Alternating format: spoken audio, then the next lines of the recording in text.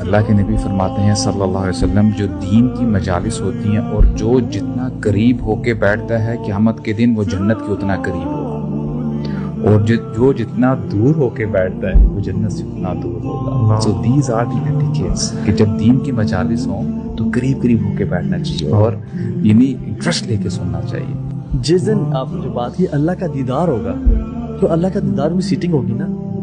جو سیٹنگ ہے نا وہ اکارڈنگ ٹو جمعہ کی سیٹنگ میں ہوگی۔ جو لوگ جمعے کی نماز میں آگے کے بیٹھتے تھے ان کو آگے کے بٹھایا جائے گا، اور جو لوگ جمعے میں آگے پیچھے پیچھے بیٹھ جایا کرتے تھے کیونکہ ہر چیز ریپلیکیٹ ہوتی ہے جو ہے نا کارواں جب بات کرے تو اس دن، اور ایون جب رب العالمین کہیں گے نا یا اہل الجنہ السلام علیکم ورحمۃ اللہ وبرکاتہ، وہ سب مل کے کہیں گے اللہم انت السلام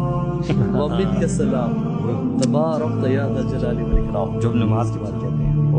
وہ ہم جب یہ نماز کی بات پڑھے نا، ہم وہ مومنٹس ویسے سے بات ہے اللہم انت السلام، یار تو سلامتی ہے یار، what would the experience of a جنتی، اللہ اکبر، unimaginable یار۔ اسی لیے تو آتا ہے نا کہ اگر موت ہوتی تو جنتی جنت کو دیکھ کے وہاں کی نعمتیں دیکھ کے فوت ہو جاتے۔ اللہ اکبر۔